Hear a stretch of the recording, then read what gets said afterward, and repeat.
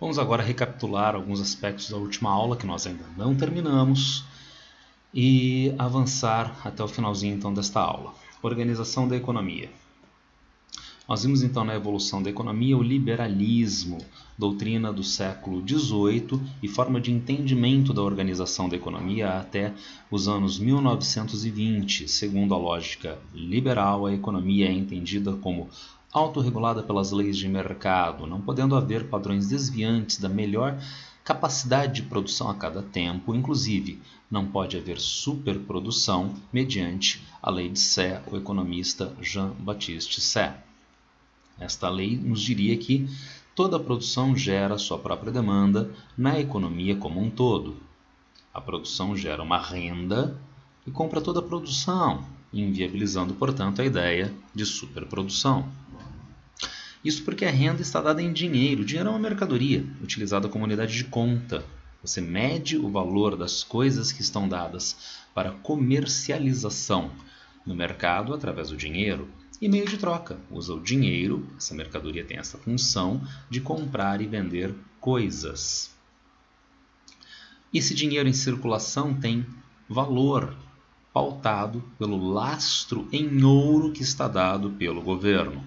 Daí a ideia do dinheiro em circulação, ter valor ancorado no ouro que está lastreado, que o governo usa para o lastrear, e está dado em uma quantidade que possibilita a aquisição a cada tempo dos bens e serviços.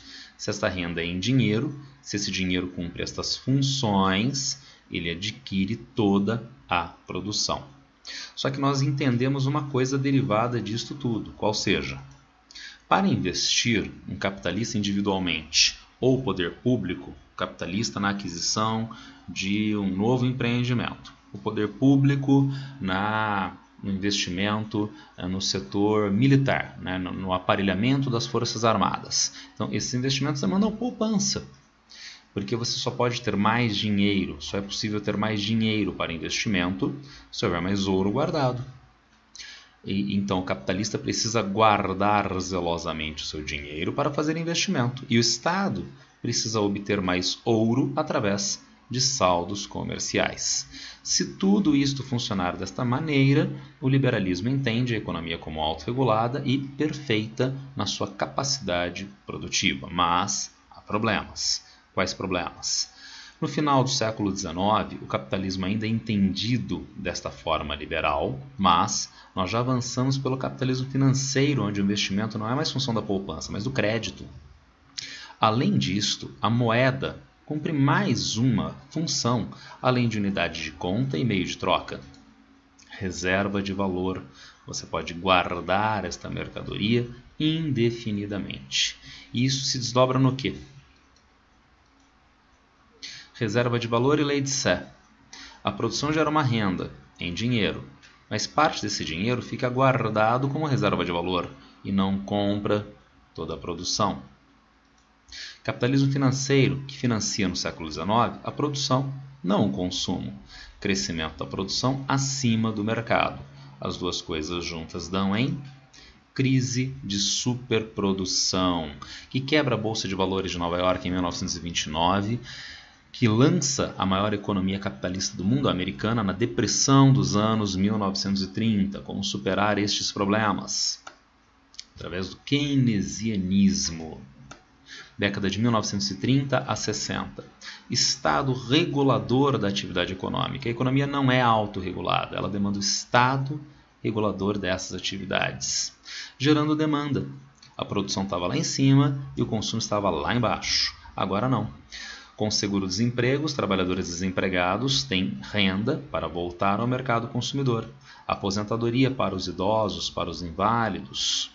Lei do salário mínimo, não pode haver remuneração abaixo disto para o trabalhador que tem uma mínima renda garantida.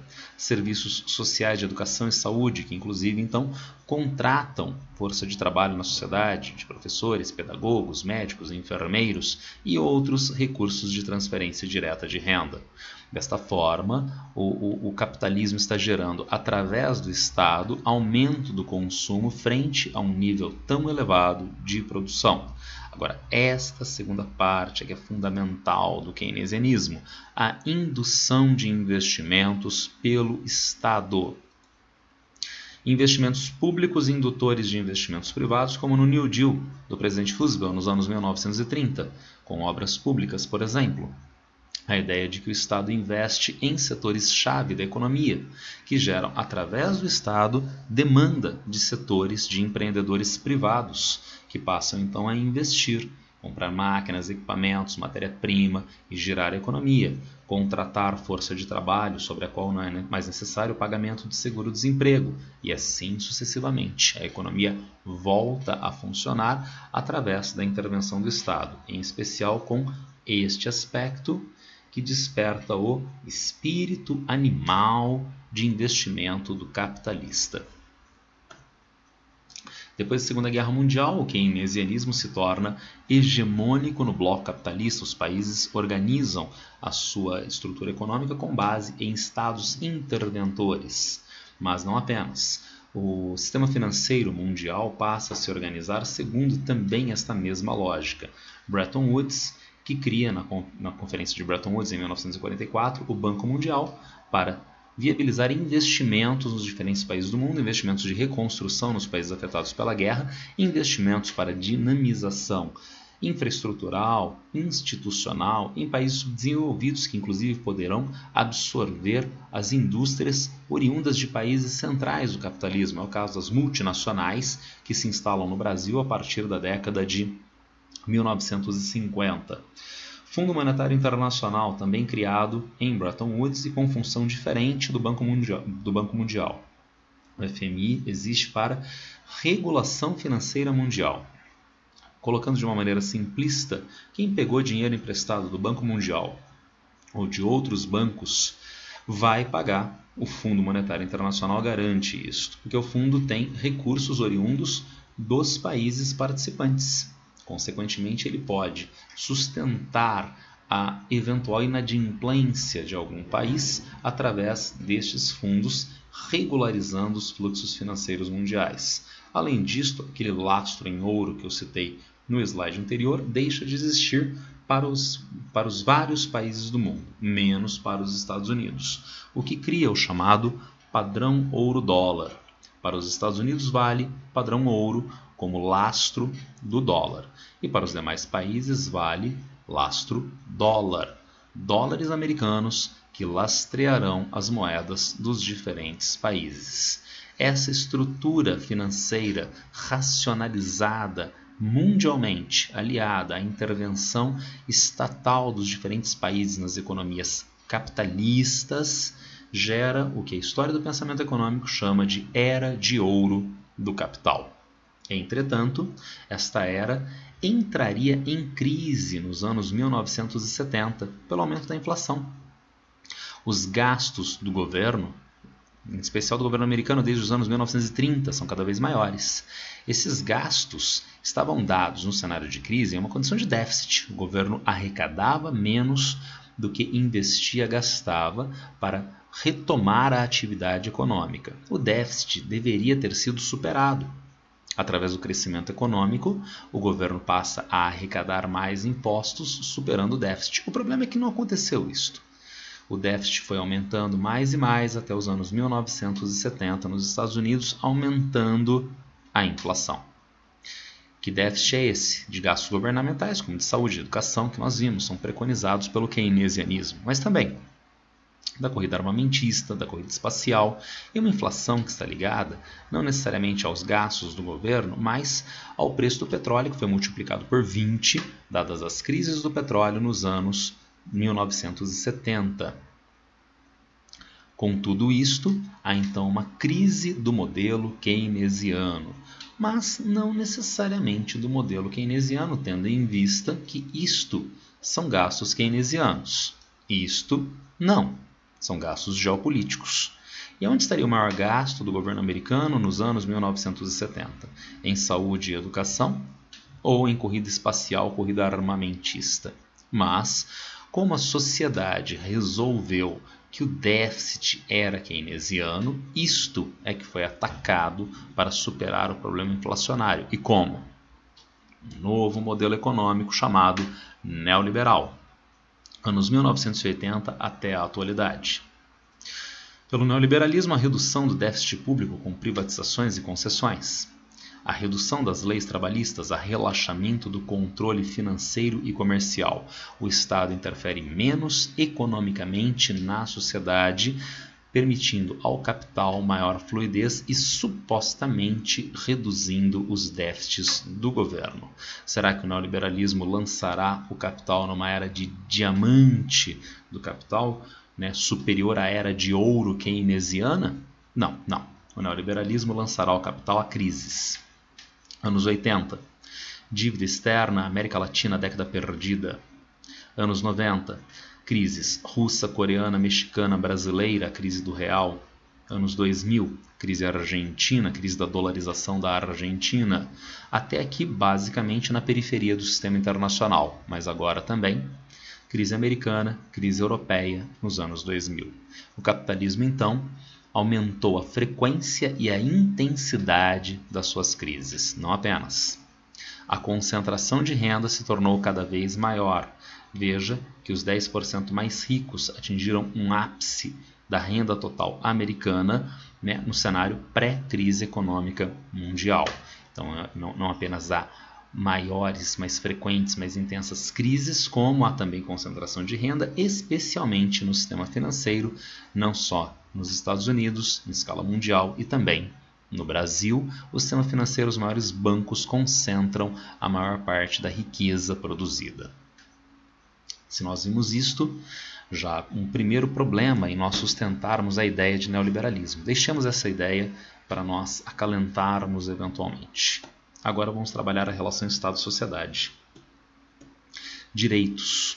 Acompanhando na mesma linha que nós fizemos para a economia, partindo do modelo liberal no século XVIII e XIX, nós temos o modelo liberal agora pensado na relação Estado-sociedade, portanto, na criação de direitos. Pela primeira vez na história, são viabilizados os chamados direitos civis e políticos dos ditos cidadãos. A ideia é de que o cidadão é dotado de direitos que o Estado não pode tolher, ao contrário, ele tem a obrigação de manter. Esses direitos são chamados de direitos fundamentais de primeira geração, caracterizados como individuais e negativos. São direitos civis. São direitos civis, como direito à vida, liberdades básicas, ir e vir, expressão. São direitos políticos, como direito a voto, elegibilidade, participação no processo político. Esses direitos são chamados individuais negativos porque eles se manifestam a partir da pessoa. E são negativos, não porque eles são ruins, atenção a isto, não é negativo em termos valorativos. Eles são negativos como um sinal vermelho, um sinal de pare, um sinal aonde o Estado não pode avançar. O Estado não pode avançar sobre a minha liberdade de expressão. O Estado não pode tolher o meu direito de ir e vir. Esses direitos mostram o limite do poder estatal. Se o Estado não tem o direito de intervir nesses direitos individuais, o que ele tem que fazer para que eu os tenha? No primeiro momento, nada, porque esses direitos se manifestam no indivíduo. Qualquer pessoa tem, por si mesma, liberdade de expressão, liberdade religiosa e assim por diante. A função do Estado diante dos direitos fundamentais de primeira geração é retirar os empecilhos. Se alguém tentar detê-lo diante da liberdade de expressão, o Estado tem a obrigação de retirar este empecilho, de punir aquele que tenta tolher a sua liberdade de expressão. Daí a ideia de direitos individuais e negativos. Mas esses direitos são formais e eles acabam não gerando benefícios efetivos, salvaguardem dignidade humana a amplas maiorias da população que são pobres. Então esses direitos demandam uma segunda dimensão de direitos que nós chamamos de direitos fundamentais de segunda geração, inerentes ao estado de bem-estar social maduro depois da Segunda Guerra Mundial. Além dos direitos civis e políticos presentes no modelo liberal, temos também os direitos sociais. Que direitos são estes? Direito à educação, direito à saúde, direito à renda, direito à habitação, para que haja, aliado aos direitos fundamentais de primeira geração, a garantia de uma vida digna às pessoas. Esses direitos são caracterizados como coletivos e positivos.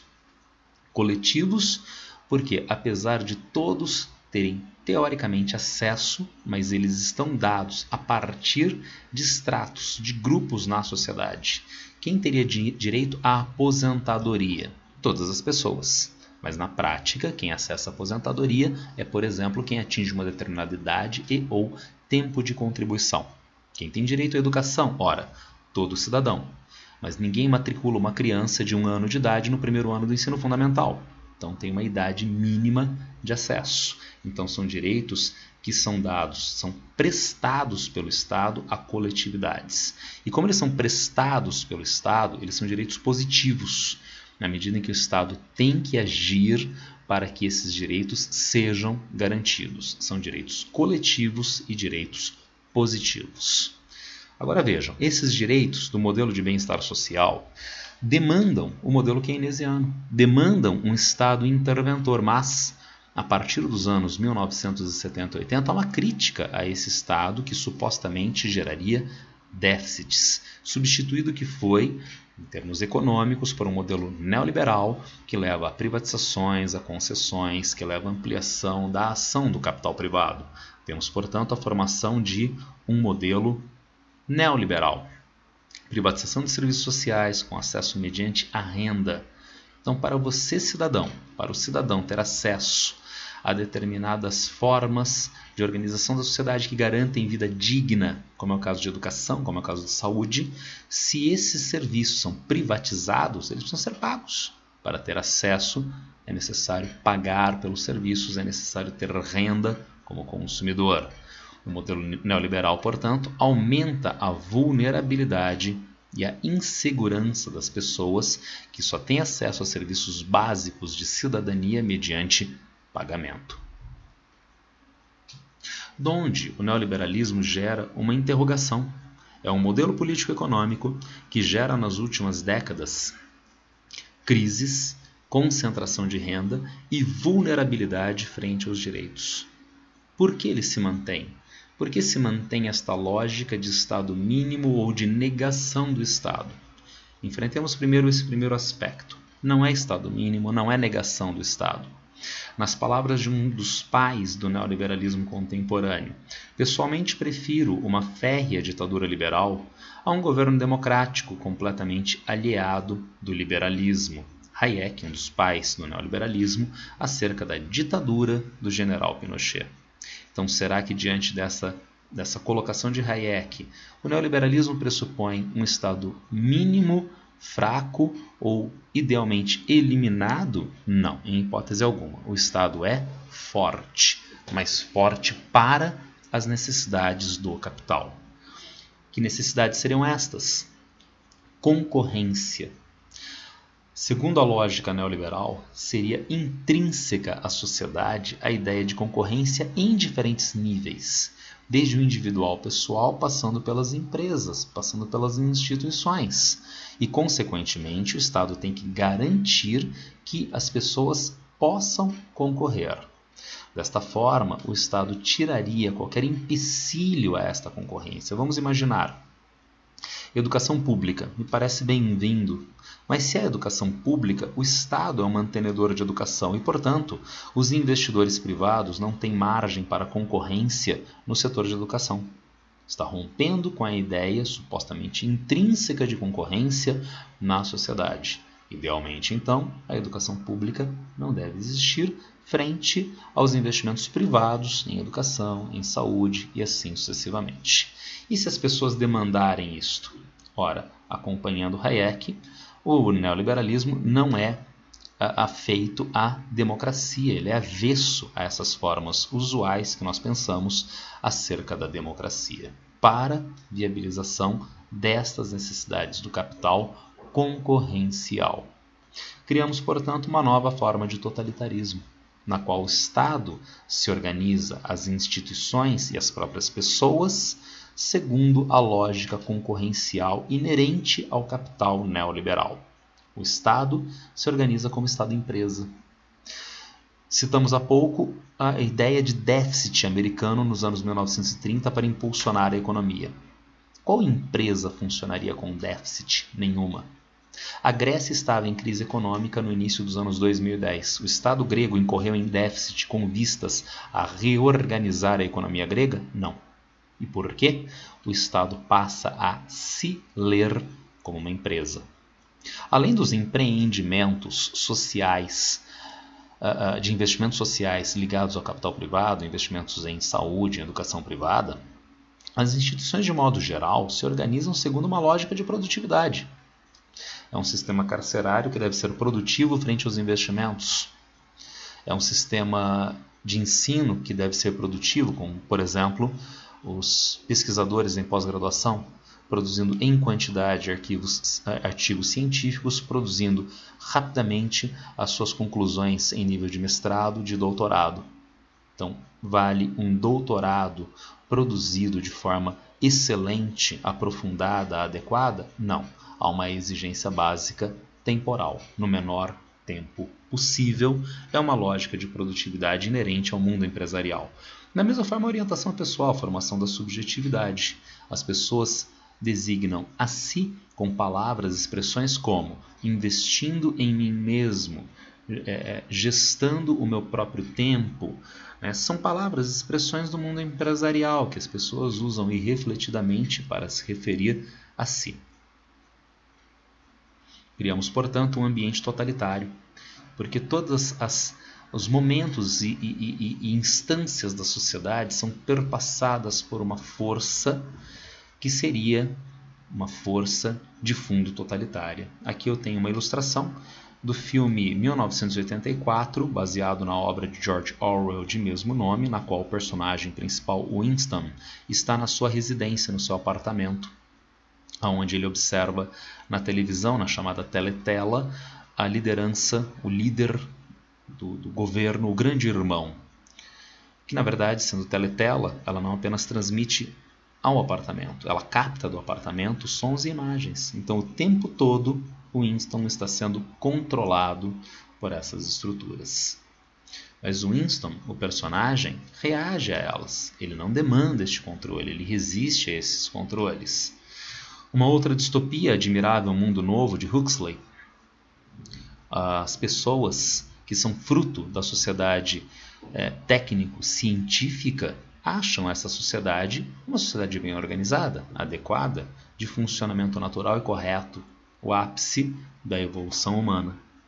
Há vários elementos que mostram a desumanização em diferentes aspectos dessa sociedade, mas essa desumanização não é percebida pelas pessoas e, portanto, o exercício totalitário se dá mais fortemente do que na distopia de 1984, porque aqui o controle se dá em todos os níveis, mas a subjetividade ainda não foi definitivamente tomada. Aqui, em Huxley, Admirável Mundo Novo, já foi completamente tomada. O que estaria dado, quem sabe, na atualidade. Revista da editora Abril, Você S.A. A pessoa é tomada como uma empresa. Segundo as reportagens da capa da revista, a pessoa deve se organizar com vistas à produtividade. Aprenda mais rápido. E enquanto eu falo, com certeza muitas pessoas vão pensar, ora, por que não aprender mais rápido?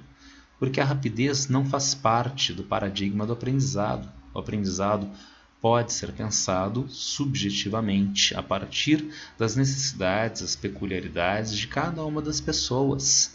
Mas isto rompe com uma lógica homogênea de produtividade. Na fábrica não há pessoas individuais, há trabalhadores produtivos, há mercadorias finais que atingem objetivos, assim como de aprendizado, segundo esta revista, que mobiliza a pessoa como se fosse uma empresa, à semelhança de um regime totalitário, no qual a subjetividade, a forma de entendimento de si, foi tomada pela lógica totalitária empresarial concorrencial. Espero que eu tenha aclarado essas situações. Boa sorte a todos.